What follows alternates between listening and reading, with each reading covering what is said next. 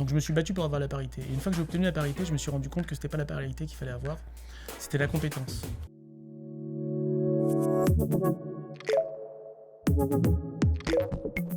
Bonjour à tous, David Brahmi, cofondateur du groupe Point de Vente. Bienvenue sur Papillon Action. Je suis le cofondateur d'un groupe immobilier qui s'appelle Point de Vente. Je suis aussi mentor à Polytechnique et HEC et entre autres je suis dans le top 100 Choiseul qui fait partie des 100 de moins de 40 ans qui sont censés changer la France de demain.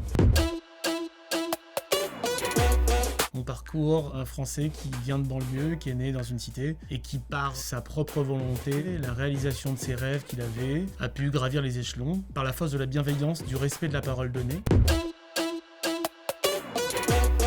J'aide les gens à réaliser dans leurs projets, j'aide les gens à réaliser leurs rêves et j'aide surtout, mis à part d'aider des clients, j'aide aussi mes collaborateurs à devenir des grandes personnes.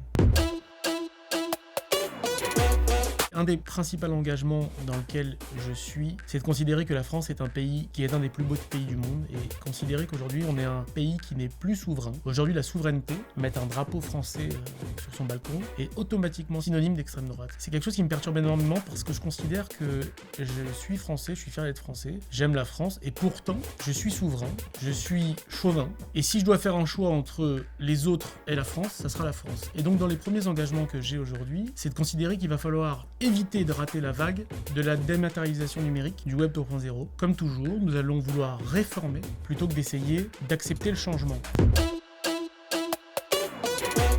J'ai une phrase qui est la plus importante pour moi qu'il faut retenir, c'est que le changement doit être considéré comme un choix et non une nécessité. On peut comparer ça avec un fumeur. Un fumeur, on lui dit qu'il faut qu'il arrête de fumer. Il faut qu'il attende qu'il soit sur le billard pour considérer qu'il faut qu'il arrête de fumer. Donc ça devient une nécessité, ça devient plus un choix. Les Français, il faut qu'on commence à accepter le changement parce que sinon le changement deviendra une nécessité. J'ai fait l'erreur de considérer qu'il fallait avoir la parité, donc on a eu autant de femmes que d'hommes, parce qu'il n'y avait pas de femmes. Et j'ai fait ce choix au départ parce que certaines femmes venaient au bureau, venaient pour les recrutements et elles ne voyaient pas d'hommes. Et elles disaient, mais attendez, s'il n'y a pas de femmes, ça veut dire que les femmes ne se sentent pas à l'aise. Donc je me suis battu pour avoir la parité. Et une fois que j'ai obtenu la parité, je me suis rendu compte que c'était pas la parité qu'il fallait avoir, c'était la compétence. La diversité, ça doit être une diversité d'opinions, une diversité de compétences et une diversité de valeurs.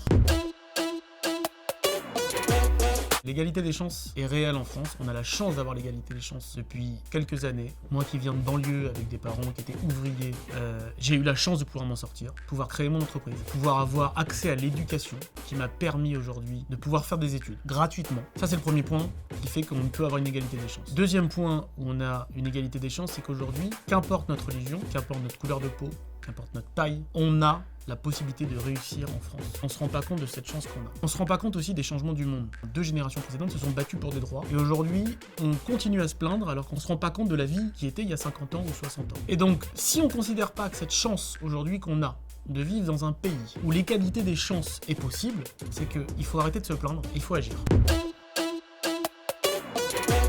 Alors, un entrepreneur, il est là pour créer, innover, fédérer. Il est là pour apporter de la valeur ajoutée à une entreprise. Un entrepreneur, c'est quelqu'un qui crée une entreprise pour la faire prospérer. Fondateur de LinkedIn qui disait qu'un vrai entrepreneur, c'est quelqu'un qui saute de la falaise et une fois qu'il est en l'air, il construit un avion. Voilà ce que c'est un entrepreneur.